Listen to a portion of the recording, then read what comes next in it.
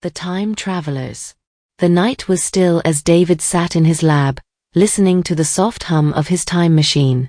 The room was filled with glittering devices and screens displaying data on the structure of time. His fingers trembled with excitement as he pressed the final button. Suddenly, the machine began to glow and the air around him seemed to vibrate. This is it, he murmured to himself, the first jump. A deep hum filled the room and in an instant, David was gone. Chapter 2. The first jump. David found himself in a forest, surrounded by tall, dark trees.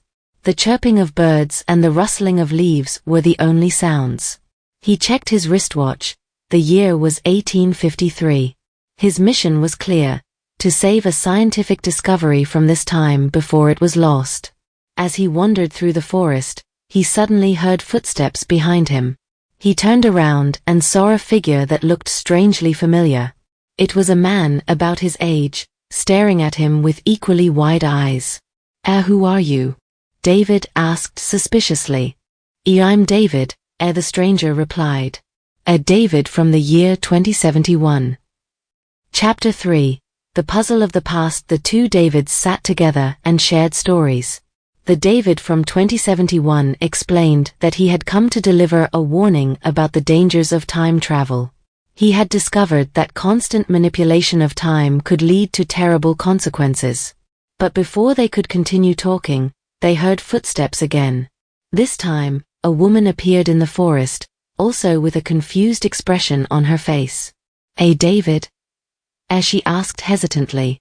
"I'm Clara, and I believe I have something to tell both of you." Chapter 4. Clara and the future. Clara explained that she came from the year 2100. She was a scientist working on controlling time manipulation. She had discovered that the countless time travels had created a paradox that threatened the existence of humanity. We need to work together," Clara said determinedly. We need to find the source of this paradox and eliminate it." Chapter 5. The Hunt for the Source. David and Clara joined forces to find the source of the paradox. They traveled through different eras and met many versions of themselves, interacting at various points in time. Each encounter added another piece to the puzzle. Chapter 6. The Masked Man. During a trip to the year 1925, they encountered a masked man who blocked their way. "You cannot proceed," he said in a somber voice. "You don't understand what you're causing." David from 2023 stepped forward. "Who are you and why are you stopping us?" The masked man lifted his mask and revealed a familiar face. It was David himself, but older and marked by the travels. "I am the last version of us that still exists. You must stop before it's too late." Chapter 7. The desperate plan. Shaken by this encounter, the three travelers decided to reconsider their strategy. "We need to find out how the pocket watch is linked to the paradox," Clara said. They decided to travel to the year 2095, just before Clara embarked on her first time travel. There they found clues that the pocket watch contained a special energy source that had been inadvertently activated. Chapter 8. The Hidden Danger. When they arrived in 2095, they discovered that the watch was hidden in an old research lab. But the lab was not unguarded.